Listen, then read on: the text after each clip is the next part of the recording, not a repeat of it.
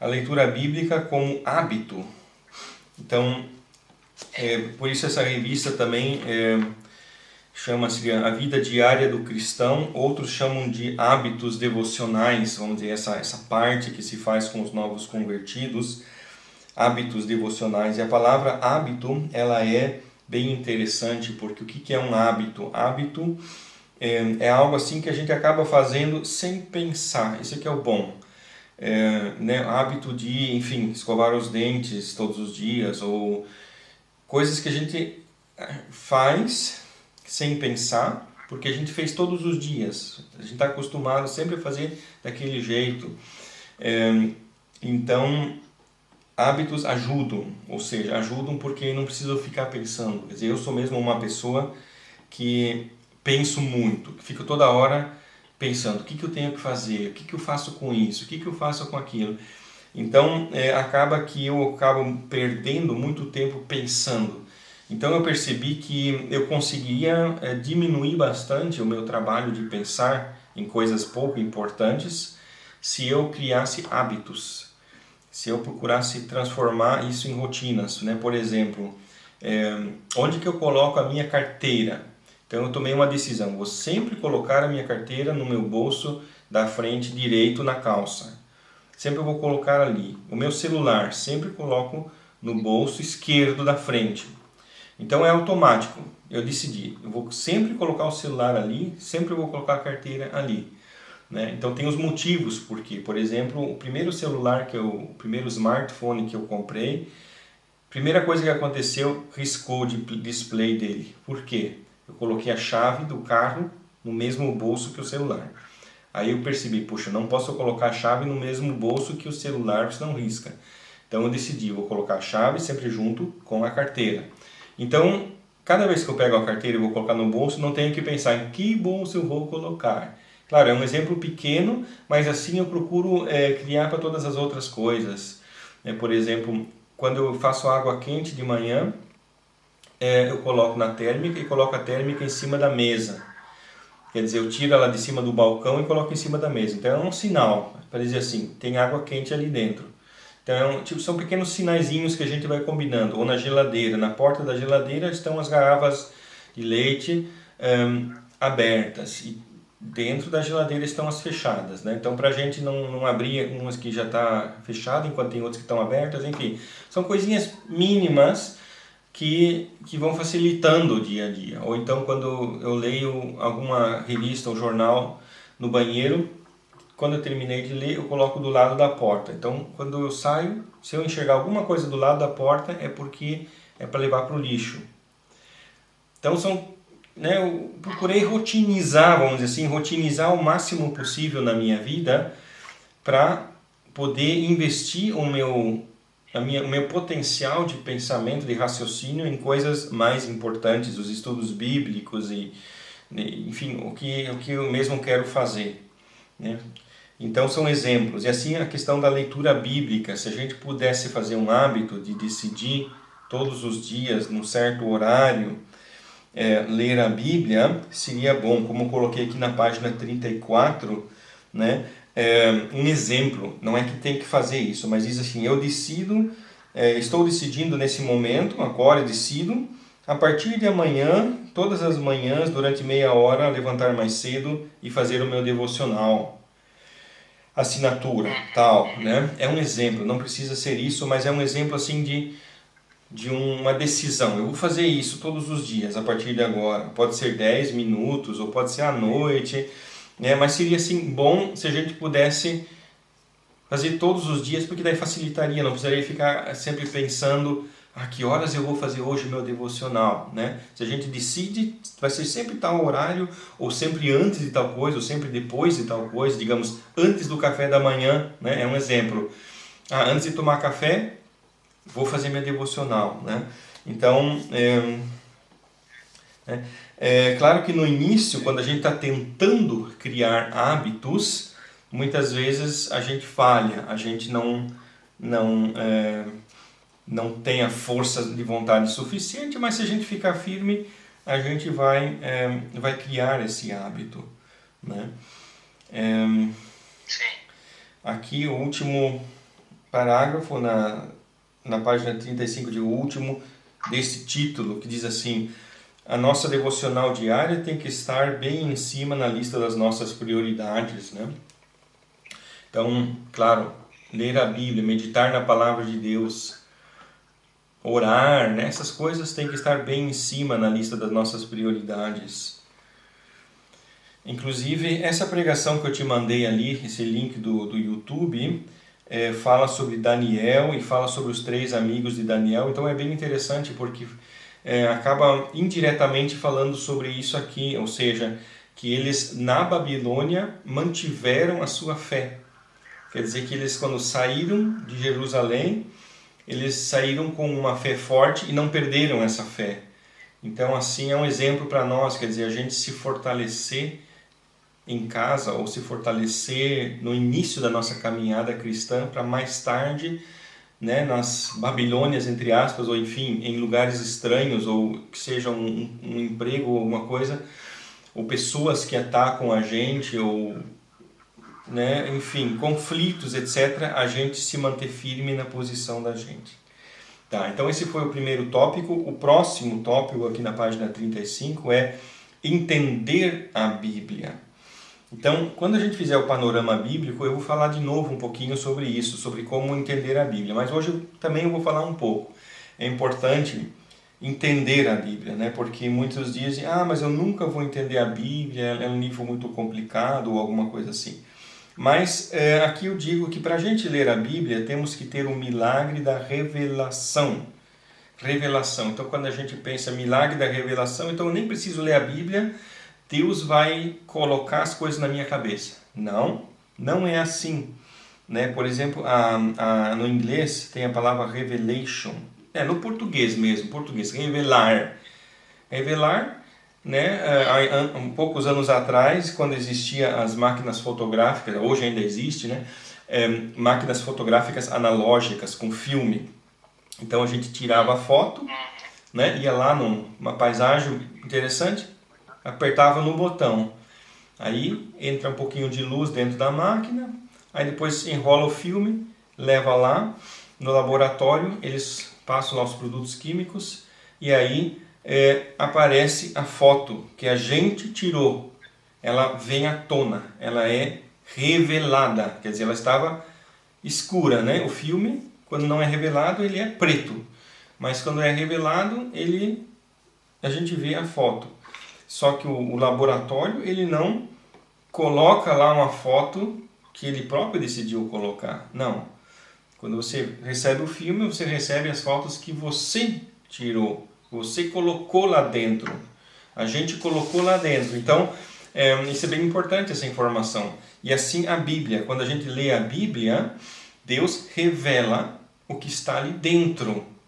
Isso aqui é interessante. Quer dizer, as coisas estão na Bíblia, só que a gente não entende, então a gente precisa revelação do filme. O filme é a Bíblia, ou seja, a gente entender as coisas que estão ali. A gente não pode inventar coisas, não pode colocar coisas ali dentro, mas são as coisas que já estão ali dentro, mas que a gente não entende e que precisam ser reveladas. Por isso que chamam milagre da revelação, né? Por isso temos que ler a Bíblia. Deixa eu ver aqui, Efésios 1:17, eu vou ler aqui na minha Bíblia, no meu computador aqui, Efésios 1:17, que diz assim: para que o Deus de nosso Senhor Jesus Cristo, o Pai da Glória, vos dê em seu conhecimento o espírito de sabedoria e de revelação. Revelação, nós precisamos dessa revelação, da língua grega, a palavra revelação do grego significa o quê? Tirar o véu. É como se a gente tivesse um véu, né, em cima da Bíblia, um pano, e a gente tem que tirar esse pano para entender o que está lá, no sentido figurado. Então, o Espírito da revelação, quer dizer, é o Espírito Santo que nos revela. Sempre de novo o Espírito Santo, ele vem à tona. Sempre de novo a gente está falando do Espírito Santo. Em todo lugar, em tudo que a gente for falar, o Espírito Santo vai entrar, né? Porque o Espírito Santo ele participa de tudo, de toda a vida espiritual da gente. Ele participa. Então, aqui diz, por isso Unsinn, que seria, não faz sentido procurar revelações fora da Bíblia, né? Deus ele só pode revelar o filme, ele não pode revelar um pedaço de plástico, vamos dizer assim. Eu digo Deus, eu falo o laboratório, né? O laboratório que revela lá, né? Ele tem que só revelar filmes, e assim Deus ele só revela a sua palavra, ele não revela, sei lá, uma árvore ou uma outra coisa assim, né? Quer dizer, onde não tem a palavra dele escrita, ele só vai revelar para nós onde tiver, né, ali coisas que ele colocou, mas que nós não entendemos. Aí ele faz a gente entender o que está ali, o que a gente está lendo. Então, isso que é revelação, faz parte da nossa leitura bíblica. Uma outra palavra interessante é Provérbios 2, de 1 a 6. Provérbios 2, de 1 a 6. Tem como você ler ali Provérbios 2, de 1 a 6? Tem, vou procurar aqui no meu computador que está aberto aqui. Tá. Que também fica mais fácil. Tá.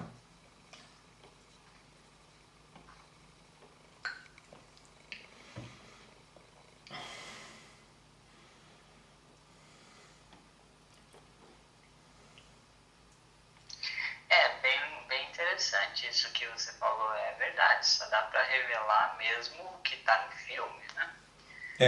Então, Provérbios 2, 1 a 6, né? Isso. Tá escrito assim: Filho meu, se aceitares as minhas palavras e esconderes contigo os meus mandamentos, para fazeres o teu ouvido atento à sabedoria e inclinares o teu coração ao entendimento, se clamares por conhecimento e por inteligência alcançares a tua voz, se como a prata a buscares e como a tesouros escondidos a procurares, então entenderás o temor do Senhor e acharás o conhecimento de Deus, porque o Senhor dá a sabedoria. Da sua boca é que vem o conhecimento e o entendimento. Glória a Deus, né? Quer dizer ali, procurar na Bíblia, quer dizer, pesquisar na Bíblia como se busca tesouros escondidos. Interessante que diz ali, como a prata.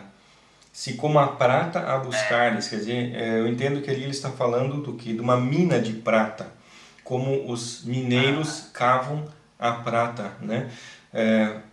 Cavando atrás do minério de prata. Então, eu ouvi dizer que é um trabalho muito complicado. Quer dizer, todo trabalho de mineração é um trabalho complicado, sujo e escuro, trabalhando dentro de um buraco no fundo da terra, né, com uma picareta batendo na parede. É um trabalho complicado. Então, mais ou menos assim, o autor aqui de Provérbios está querendo dizer, assim é que nós temos que buscar a palavra de Deus, a Bíblia, se esforçar, né? Se esforçar para entender, pesquisar, pesquisar na Bíblia, e ali tem vários adjetivos assim, né? Para fazeres o teu ouvido atento à sabedoria, quer dizer, prestar atenção na Bíblia. Como diz ali, esconderes contigo os meus mandamentos, quer dizer, esconder no sentido assim, pegar para dentro do nosso coração. Se clamares por conhecimento, o que é clamar? É gritar, né? Gritar por conhecimento, gritar, Deus me dá conhecimento, né? Não vou gritar aqui para não assustar os vizinhos lá em cima, mas é clamar por conhecimento, gritar, né? Por inteligência alçares a tua voz. É a mesma coisa, é gritar, Deus me dá inteligência, né? Como a prata buscares e como a tesouros escondidos a procurares, quer dizer, né, como existe aqui na Alemanha muitas pessoas que pegam lá um detetor de metais e ficam caminhando no meio do mato lá, né, em todas as horas de folga e ficam lá pi, pi, pi, pi, pi, pi, pi, pi, pi, pi, pi, né, passando aquilo lá E tem alguns que já encontraram, né, muita coisa lá, coisa muito valiosa, né, foi enterrado na época da guerra ou na Idade Média e tal, né, encontram, né, mas ficam lá, ó, dias e meses, né, andando por todos os matos lá com aquilo lá. Então é procurar, né, aqui diz procurar algo escondido. Claro que não está escondido, Deus não esconde as coisas de nós, mas aqui fala da nossa intenção, do nosso jeito, ou seja, de a gente colocar isso como prioridade, né? De a gente ansiar isso do fundo do coração, o conhecimento, a sabedoria e tal, né? Então entenderás o temor do Senhor e acharás o conhecimento de Deus, né? Então é um bom exemplo que significa buscar essa revelação, meditar, pensar, né? Inclusive, quinta-feira passada eu tive assim uma revelação, porque um texto que, vamos dizer assim, estava assim um ponto de interrogação na minha cabeça, era Tiago, capítulo 4, versículo 4, que diz assim, não são todas as Bíblias que trazem essa palavra, algumas não trazem, mas essa minha Bíblia traz essa palavra, que diz assim: adúlteros e adúlteras, não sabeis vós que a amizade do mundo é inimizade contra Deus, né? Então é uma palavra bem forte, adúlteros e adúlteras, uma palavra assim bem forte, né? Ele está se dirigindo a um grupo de cristãos, então é quase uma ofensa que ele está fazendo aqui, né? Tá quase dando um tapa na cara deles, assim, até sem luva, assim, né? né? Falando masculino e feminino aqui, né? Então esse versículo para mim, assim, era um pouco tipo assim, por que o cara tá falando algo tão forte aqui, tão forte? E aí, na aula que a gente tem nas quintas-feiras com um grupo lá de Hannover, que eu faço pelo telefone, aí estávamos conversando sobre o versículo 3, que diz: pedis e não recebereis, porque pedis mal para o gastardes em vossos deleites. Adúlteros e adúlteras, não sabeis vós que a amizade do mundo é inimizade contra Deus. E aí que me veio, vamos dizer assim, uma revelação. Porque aí eu entendi que ele está falando do quê? Ele está falando da oração. Pedis e não recebeis, porque pedis mal para o gastardes em vossos deleites. Então ele está falando do quê? Está falando que as pessoas que oram errado, que oram egoisticamente, fazem vamos dizer, entre aspas, no sentido figurado, um adultério espiritual. Ou seja, eles estão negando a Deus. O que é um adultério, né? Adultério é quando, digamos, um marido, né, trai a esposa, quer dizer, troca a esposa por uma outra mulher. E aqui se refere à mesma coisa, a gente trocar Deus por uma outra coisa. O que é essa outra coisa? O mundo, os deleites. Então, quando as pessoas, os cristãos, estão mais preocupados com os deleites, com o mundanismo, com o que o mundo tem a oferecer, do que com Deus. Então, isso é um adultério espiritual, né? Então, essa revelação que me veio quinta-feira da semana passada, né? É um exemplo dessa tal revelação, como a gente às vezes lê 1000 vezes um texto e não entende. E aí, de repente, na 11ª, aí vem assim o significado, né? E aí a gente já vê o próximo parágrafo, que diz assim: a Bíblia usa muitas imagens, muitos símbolos, muitas figuras de linguagem, né? E quando essas figuras de linguagem são usadas, então também fica claro de que são figuras de linguagem, como aqui, por exemplo, adúlteros e adúlteras. Então é bem óbvio pelo contexto que ele não está chamando eles de adúlteras e adúlteras no sentido literal, xingando eles que eles, né, traíram a esposa ou traíram o marido, né? Não é no sentido literal, isso fica bem óbvio pelo contexto que ele está falando no sentido figurado. Então, aqui está escrito: a Bíblia usa muitas figuras e muitos símbolos, mas quando eles são usados, o contexto mostra claramente que são figuras e símbolos, né? Jesus, por exemplo, usava muito as parábolas, né? Parábolas são histórias inventadas, né? Jesus inventava uma história. Ele também usava alegorias, como por exemplo, quando ele dizia, eu sou o pão, né?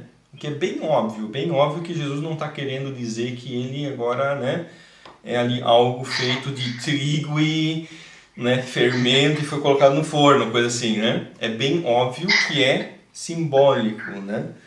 Aqui eu coloquei uma frase assim, né, que eu coloco às vezes centralizado em itálico, assim como se fosse um chavão, vamos dizer assim, que Deus utiliza as coisas visíveis para explicar as invisíveis, né? É óbvio, quer dizer, Deus precisa explicar, né? Explicar coisas que são difíceis de entender, então ele usa figuras para facilitar, ele usa comparações, né, para facilitar a gente entender, pelo menos parcialmente, que a maioria das coisas a gente nunca vai entender totalmente, que são coisas muito grandes, quer dizer, que quem é Deus, quem é Jesus. Então a Bíblia fala que, por exemplo, Jesus é o verbo, né? Okay, isso ajuda a gente a entender, mas com certeza isso é apenas uma comparação fraca diante do que ele de fato é.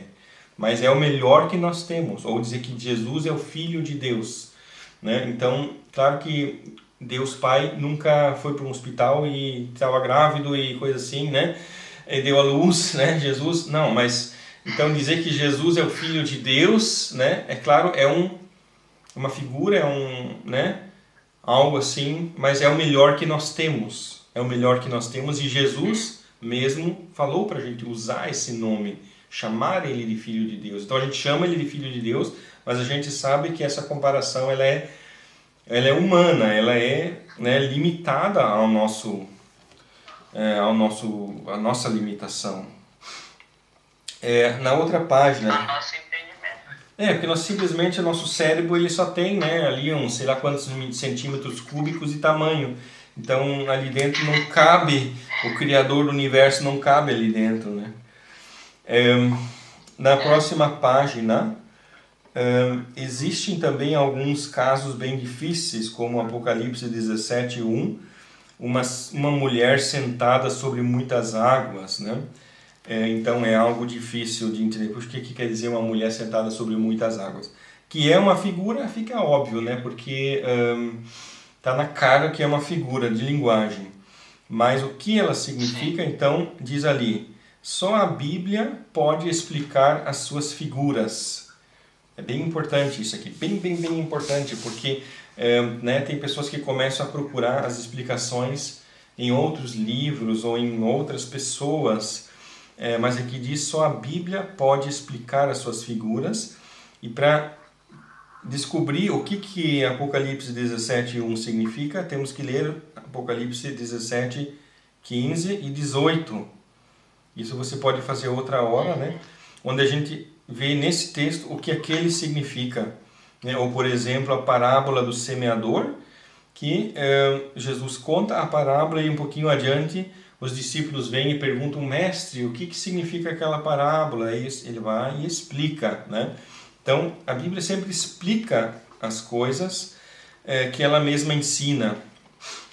Então, a gente não deve ficar pegando, né, pensando, mas o que significa isso? Vamos pesquisar em outros livros. Não, vamos pesquisar na Bíblia, né, em outros lugares da Bíblia para ver, para encontrar a explicação, né? E também um hábito que eu tenho de pegar, cada vez que eu não entendo alguma coisa na Bíblia, eu fazia um ponto de interrogação. Quer dizer, hoje eu trabalho só com o computador, que eu estou sempre escrevendo textos, então quando eu tenho alguma pergunta, alguma dúvida, eu sempre tenho um lugarzinho lá, um arquivo onde eu coloco essas coisas, dúvidas ou ideias, né? Um arquivo só para isso, dúvidas, ideias, etc, né? Então eu sei tudo, eu vou enfiando tudo lá, tudo que eu não sei onde, tem um lugar lá que eu enfio, né? Mas antigamente, quando eu lia a Bíblia assim de papel, então eu pegava uma caneta e marcava do lado de um versículo que eu não entendia, colocava um ponto de interrogação. E Deus, depois de tempos, ele revelava, explicava o que aquilo significava, né? Então, às vezes a gente não entende uma coisa, então em vez de ficar criando teorias, ficar lá tentando, vamos dizer assim, com força, com violência, encontrar uma explicação, o melhor é deixa Deus explicar. Deixa Deus explicar. Um outro motivo bem importante, por que a gente tem que ler a Bíblia, porque tem um versículo que diz assim, né? Onde que Jesus disse que vai vir o Espírito Santo e que vos fará lembrar de todas as coisas que vos tenho ensinado. Isso é bem interessante porque o Espírito Santo, ele nos ajuda a lembrar o que Jesus ensinou. Só que para a gente lembrar de qualquer coisa, a gente também tem que ter estudado aquela coisa. Então, se a gente nunca leu um determinado texto, o Espírito Santo também não pode trazer aquele texto à nossa lembrança na hora que a gente tem uma dúvida, alguma pergunta, né? Então, está orando, Senhor, como é que é isso, como é que é aquilo? Então, se a gente não leu a Bíblia, então o Espírito Santo também não pode trazer os textos à nossa memória, dizendo, mas lá tem um texto que fala isso, lembra que tem algum lugar que fala aquilo, né? Então, ele não pode. Então, por isso a gente tem que ler, né? E aqui, terminando essa lição, 1 Coríntios 2:13, 1 Coríntios 2:13, que está escrito que diz, as quais também falamos não com palavras de sabedoria humana, mas com as que o Espírito Santo ensina, comparando as coisas espirituais com as espirituais. Ou seja, a Bíblia, umas coisas espirituais da Bíblia, a gente aprende das outras coisas espirituais, de outros textos bíblicos. Então agora tem os anexos. O primeiro anexo, que são os propósitos, né? Propósitos. Alguns exemplos de propósitos que a gente pode fazer, através dos quais a gente pode fazer da leitura bíblica diária um hábito. Como diz aqui, eu tomo por propósito nos próximos 12 meses, diariamente, às tal horas, né? 3 pontinhos, minutos, ou seja, durante tantos minutos, fazer a minha devocional e especificamente no local, ou seja, no quarto ou um local X, tal, pontinhos, né? Data e assinatura, né? Quer dizer, o dia de hoje, assinar, quer dizer, apenas é um exemplo. Ou o próximo exemplo, eu tomo como propósito, nos próximos 12 meses, diariamente, depois do café da manhã, à mesa, com a minha família, fazer uma devocional, né? Um outro exemplo. Outro exemplo, eu decido, nos próximos 12 meses, ler a Bíblia toda, né? Outro exemplo, eu decido, nos próximos 12 meses, fazer todos os dias pontinhos. Quer dizer, aí cabe a criatividade de cada um, o que ele quer fazer. São apenas exemplos de coisas que a gente pode decidir. Tem pessoas que um sistema desse ajuda. Eu já, vamos dizer assim, tenho uma certa dificuldade com um método desse tipo. Isso tem a ver com a personalidade. Tem pessoas que, se fazem isso, eles também cumprem, né? Tem outras que não, né? Que são um pouco mais dispersas, vamos dizer assim. Isso depende do temperamento, do caráter de cada um, né? Então, tem pessoas para os quais esse método pedagógico é adequado. Tá, o segundo apêndice é sobre métodos de leitura bíblica, ou seja, ler a Bíblia toda seguindo um plano, ou seja, ler a Bíblia toda continuamente, ler de um modo contínuo. Tá, ok. Não é errado ler partes isoladas da Bíblia, mas para conhecer a Bíblia como um todo é bem importante formar uma imagem panorâmica da Bíblia na cabeça. O primeiro plano de leitura bíblica que eu recomendo é o seguinte: começar do Evangelho de João, ir até o fim do Novo Testamento, daí começar bem do começo de Gênesis e ir até Lucas. Ou seja, Gênesis, Êxodo, aí terminar o Antigo Testamento, Mateus, Marcos, Lucas, né, que tinha deixado de fora. Porque como são os 4 evangelhos, eles contam as mesmas coisas, então Por isso eu não falo leia a partir de Mateus, porque senão já de cara ia fazer 4 vezes a mesma coisa. Então, começar com João. Porque João é o mais fácil, o evangelho mais fácil de entender. E aí continua, né? Atos dos Apóstolos, cartas, as coisas não são tão difíceis. Claro, tem a carta aos Romanos que é um pouco difícil, mas assim, né? As cartas, comparando agora com o restante da Bíblia, as cartas do Novo Testamento são uma matéria mais fácil. Aí vai ficando cada vez mais difícil lá para o final do Novo Testamento, Hebreus, Apocalipse e tal, né? E aí, Gênesis, né? E tal, aí o negócio vai ficar realmente complicado quando chegar em Primeira Crônicas, assim, que daí tem aquelas sequências imensas de genealogias, aquela coisa toda, né? Então, é uma sugestão que a gente pode fazer, assim, principalmente quando você está numa situação onde você não tem muito tempo para ficar dando muitas explicações, então é bem fácil. Começa no Evangelho de João, vai até o fim, aí volta para o começo, vai indo até Lucas, que era o que, né, imediatamente antes de João. Ok. Existem outros planos de leitura bíblica. Um deles, por exemplo, que eu usei várias vezes, é simplesmente uma folha onde tem todos os nomes de todos os livros da Bíblia e tem os números. Então tem Gênesis 1, 2, 3, 4, 5, 6, 7, 8, 9, 10, até 50, daí tem Êxodo 1, 2, 3, 4, 5, 6, tarará, né? Então tem os numerozinhos bem pequenininhos e daí a gente vai riscando, fazendo um X, enfim, em cima de cada número. E com isso a gente controla o quanto já leu e torna também mais interessante, porque se eu hoje não tenho vontade de ler Gênesis, eu posso ler Mateus, digamos, eu vou marcando. Aí depois, o que eu vou ler hoje? Eu ainda não li, sei lá o que. Zacarias ainda não li. Eu leio e marco, entende? Eu escolho o que eu quero ler, mas vou marcando e no final eu tenho tudo.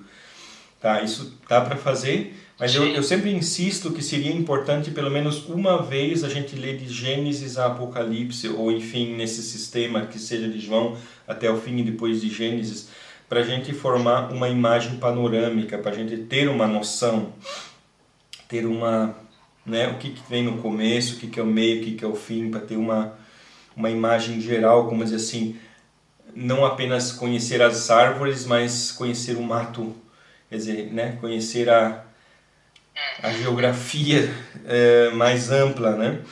Ok. Na outra página, 38, métodos do estudo bíblico. Então, aqui eu pensei um método bem simples de estudar a Bíblia, fazer algumas perguntas, né? O que esse versículo afirma, olhar algumas coisas específicas, quais as pessoas que são citadas, quais são as histórias que são narradas, quais são os acontecimentos que são narrados, quais são os ensinos que são dados ali, quais são as palavras mais importantes, sublinhar, né? Eu sempre falo, pega lá uma caneta e sublinha. Inclusive hoje em dia existe uma caneta que não existia na minha juventude, que é o Fine Liner, deve existir no Brasil, né? O Fine Liner, que é uma canetinha com a ponta bem, bem fininha, que não passa para o outro lado da Bíblia, né? Deixa eu até pesquisar, que eu estou com o computador na minha frente. Então, com essa caneta aí, né? Aqui de vez em quando aparece em promoção no supermercado, aí a gente compra caixas disso aí, né? Porque cada caixinha tem 20 com as cores diferentes, vermelho, azul, preto, amarelo, de toda que é cor. Aí dá para usar para fazer marcações, para sublinhar, e o bom é que ele não estraga, né? Porque a esferográfica, ela entorta o papel e o lápis também entorta o papel, né? Então, além de que o lápis até é um pouco difícil de ver, né? Porque ele reflete um pouco assim a luz e tal. Então, eu prefiro, essas canetas são ótimas para isso. E talvez numa... Eu sei, ela tem... Eu não sei se é igual, mas aqui que eu tô vendo o corpo dela assim, ela é desenhado, e daí, digamos assim, daí a tampa dela é a cor da caneta. Não sei se é algo parecido, talvez. Existe de várias marcas. Essa que a gente compra é das mais baratinhas aqui. de supermercado aqui do Lidl. Ela tem um formato um pouco diferente. As mais famosas são aquelas que são assim laranjadas, né, hexagonais assim, e daí tem uns risquinhos brancos assim. Isso, essa mesmo. Essa mesmo, isso aí. E daí mais uma sugestão, pegar um caderno, né? Um caderno, quer dizer, eu tenho no computador, eu tenho lá um arquivo onde eu anoto todas as coisas, mas outras pessoas anotam em cadernos, né?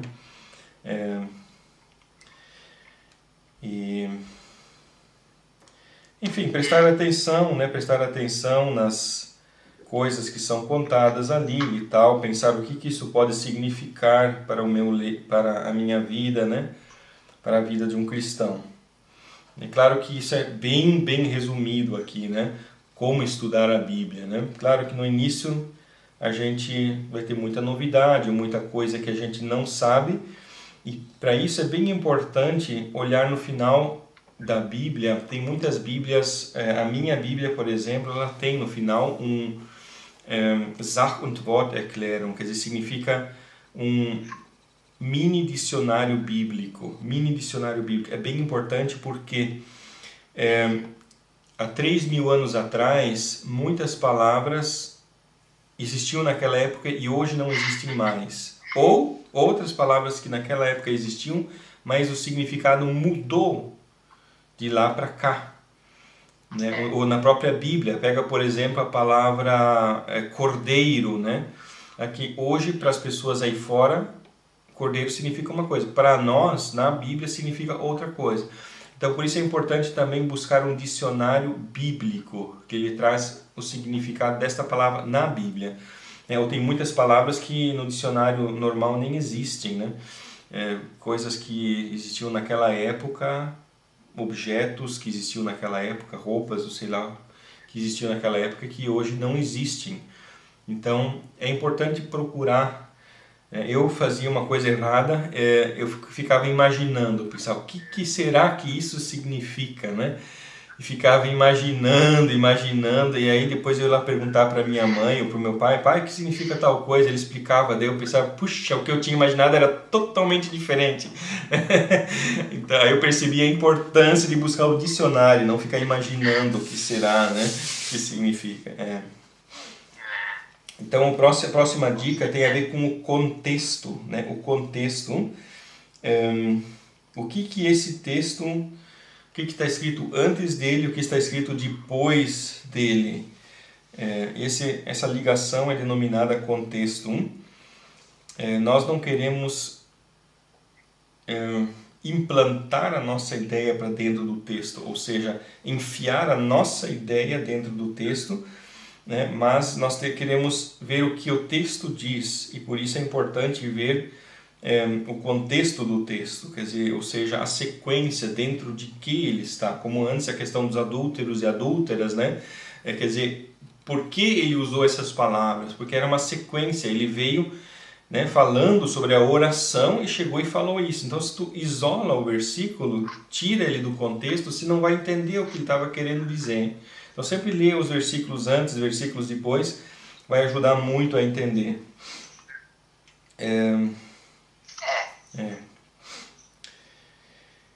E o próximo parágrafo, como aplicar, né? Como aplicar o texto bíblico, é uma pergunta bem importante, né? A resposta, procurar promessas, procurar exortações, procurar ordens, mandamentos, exemplos, palavras de ânimo, procurar verdades sobre o caráter de Deus, né?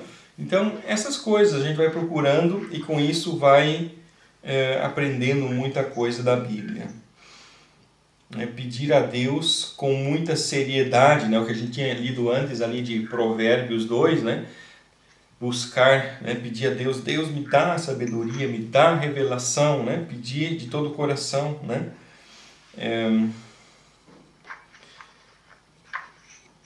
E não se afobar, né? Não se desesperar. Quando a gente não entende alguma coisa, ir com calma, colocar lá na oração e mais cedo ou mais tarde a gente vai entender. Bom, agora vem um próximo assunto que eu vou tentar resumir ao máximo aqui, porque é um assunto muito complicado, é muito amplo, mas eu vou resumir ao máximo aqui nos próximos 10 minutos para a gente terminar também, que são as traduções da Bíblia, só para você ter uma ideia sobre o problema das traduções. Então, ponto número 1, quer dizer, um ponto importante, no correr do tempo o idioma ele se modifica, e assim as Bíblias ficam cada vez mais difíceis de entender, né? Por que hoje uma Bíblia escrita pelo Almeida é tão difícil de entender, né? A gente pensa, puxa, mas as pessoas há 300 anos atrás, elas tinham um vocabulário muito profundo e né? Não é isso. A questão é que naquela época, né, as pessoas tinham um vocabulário diferente, que para nós é desconhecido, e por isso a gente tem que procurar no dicionário, né? A gente pensa que naquela época as pessoas andavam com o dicionário na mão, né? Não é isso, é porque as palavras que ele usou eram as palavras comuns daquela época, né?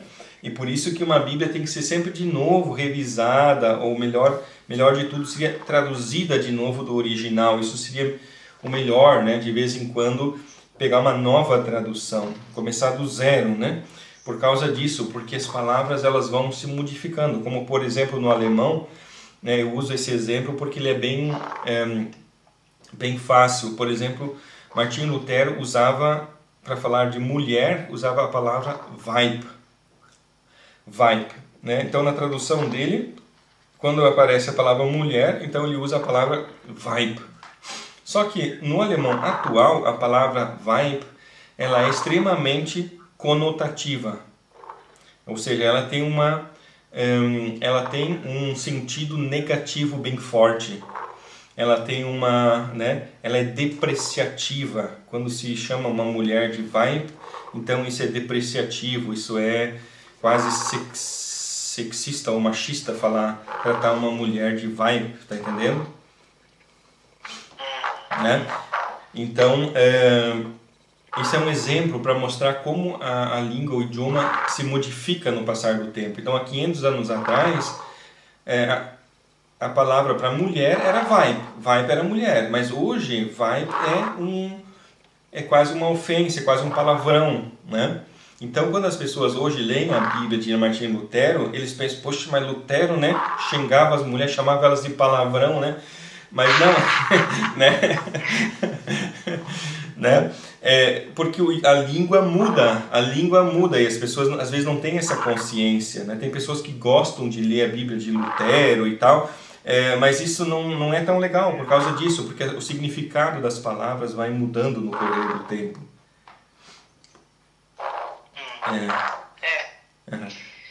Sim, Leandro, está vindo bem bastante aqui um ruído da tua respiração. Acho que você colocou o microfone perto do teu nariz ou alguma coisa assim. Sim, tá um pouco congestionado. Deixa eu ajeitar aqui para ver. Tá. Então, agora vai melhorar. Que bom. Então, aqui eu peguei 3 tipos de coisas que acontecem quando as pessoas traduzem a Bíblia. O primeiro tipo de problema, primeiro tipo de questão quando se fala de tradução da Bíblia, que é a tradução literal e a tradução que se chama de versão. Tá? Tradução e versão. Wortgetreu versus Übertragung. Quer dizer, tradução e versão. Tradução significa, ou tradução literal, significa que para cada palavra no texto original existe uma palavra em português. Quer dizer, se tu olhar no texto grego, para cada palavra em português tem uma palavra em grego. Mesmo que às vezes a sequência é alterada por causa que no português a frase ela é construída um pouco diferente do que no grego, mas o número de palavras é as mesmas. Quer dizer, quando no grego tem um substantivo, no português vai ter um substantivo. Quando lá tem um verbo, aqui tem um verbo. Quando lá tem um adjetivo, aqui tem um adjetivo. Então essa é a tradução literal. E existem as versões, ou seja, como por exemplo a Bíblia Viva é uma versão, quer dizer, ela é uma Bíblia narrada, vamos dizer assim, né? Ela procura transmitir o significado original do texto. Quer dizer, a pessoa que traduziu essa Bíblia procurou ler em grego e entender em grego o que esse texto significa, e aí traduzir para o alemão. Quer dizer, é mais ou menos como a gente também faz uma tradução. Quando eu traduzo as minhas revistas do alemão para o português, eu não estou tão preocupado se o número de verbos e substantivos é igual, mas eu estou preocupado em transmitir a ideia que eu tenho, né? Então a tradução, essa versão, né, ela tem um fundo bom, ou seja, ela procura transmitir a ideia que está por trás, né? Ou seja, ela faz essa Bíblia ser bem mais fácil de entender, só que ela corre também o risco, né? Ou seja, o risco de que o tradutor ele se deixa influenciar muito pelas suas próprias ideias, por aquilo que ele entende, né? Então, né, é um pouco, essa questão é complicada. Eu não posso dizer todas as versões são ruins, né? Também não posso dizer todas as versões são boas, ou, né? Quer dizer, versões podem ajudar. Por exemplo, quando eu não entendo uma Bíblia, eu pego uma versão, né? Ou seja, uma Bíblia na linguagem de hoje, ou uma Bíblia, aqui na Alemanha tem a Gute Nachricht, Hoffnung für alle, são as versões, são Bíblias na linguagem de hoje, Bíblias que não se prendem tanto às palavras, ao número de palavras, mas sim ao significado. Então isso ajuda, né? Então essa é uma questão que os tradutores se ocupam com essa pergunta. Então isso também a gente tem que saber quando pega uma Bíblia, isso é uma tradução literal ou é uma versão. A gente tem que saber para a gente saber né, de que jeito a gente vai ler essa Bíblia. Ok. Aí tem uma segunda questão que é o vocabulário amplo versus vocabulário estreito. Por quê? Porque cada pessoa tem um vocabulário. Pessoas muito estudadas, pessoas, né, que têm uma educação de faculdade, coisa assim, elas costumam ter um vocabulário mais amplo, e pessoas com menos estudo costumam ter um vocabulário mais estreito, não leem tanto, não conhecem tantas palavras. Então o que acontece? Quando o tradutor procura fazer uma tradução bem perfeita, pegar as palavras assim, né, exatas, o que acontece? Ele acaba pegando um vocabulário muito amplo e aí as pessoas simples não entendem. Uma grande parte das pessoas não vai entender, né? Então, os tradutores às vezes procuram evitar palavras muito rebuscadas para tornar a Bíblia acessível a um número maior de pessoas. Aqui tem, por exemplo, a questão da Bíblia revista e atualizada e revista e corrigida. Então, a Bíblia revista e corrigida ela é um tanto mais difícil de entender do que a revista atualizada, mas um dos motivos é isso, porque é um vocabulário mais rebuscado. Então você tem que com mais frequência procurar um dicionário para ver o que essa palavra significa, porém a vantagem é que chega mais perto do significado original, né? Então tem vantagens e desvantagens. E o terceiro ponto, que é o pior de todos, Bíblias são diferentes. Né? Porque existem motivos porque existem diferenças nas Bíblias, né? Porque antigamente eu pensava todas as Bíblias são iguais, só muda o jeito de traduzir, só muda, umas são mais fáceis de entender, outras são mais difíceis de entender, mas a verdade é que existem Bíblias diferentes de fato, ou seja, que tem conteúdo diferente. Em um versículo, uma Bíblia diz uma coisa e a outra diz outra, que tem a ver com o que? Com os originais gregos utilizados, que existem dois, os mais famosos, existem três na verdade, mas os dois mais famosos são o texto crítico e o textus receptus. Quer dizer, o texto crítico ele também é chamado, aqui na Alemanha geralmente conhecido por Nestle Aland, e o textus receptus ele é bem famoso porque foi ele que Martinho Lutero usou para traduzir a Bíblia dele há 500 anos atrás, por isso ele é bem famoso. Então existem novos testamentos gregos diferentes, e por isso existem diferenças nas Bíblias. Então, quando a gente percebe diferenças na Bíblia, tem que se perguntar, peraí, de onde é que vem essa diferença? Né? Então, eu agora não posso te explicar em profundidade isso, eu só posso te dizer que existe esse problema. Outra hora eu te explico, ou eu vou te dar um endereço de um link onde eu tenho uma palestra sobre isso, onde eu explico da onde vêm essas diferenças. Para terminar, na página 40, qual é a melhor Bíblia? Claro que aquela que eu recomendo mais é a Bíblia traduzida literalmente, né? É a tradução literal, porque as chances de a gente encontrar o significado original são maiores. Mesmo que a gente tenha que usar dicionário e tal, porque toda tradução, toda versão, ela corre um grande risco de ser também uma interpretação, né? Por isso a tradução literal é melhor. Claro que a gente pode usar uma Bíblia na linguagem de hoje para nos ajudar, como um apoio, né? Quando a gente não entende alguma coisa. Eu usava muito a Bíblia na linguagem de hoje, usava muito, até hoje eu uso também, né? Inclusive aqui na página 41, se tu olhar ali, né, eu cito um versículo, Hebreus 13:4, e atrás tem GNB, que é Gute Nachricht Bíblia, quer dizer, a Bíblia na linguagem de hoje, né? Quer dizer que em alguns casos eu uso. Em alguns casos, quando eu percebo que os versículos são muito complicados na Bíblia que eu uso aqui, na versão, então eu pego a Bíblia na linguagem de hoje.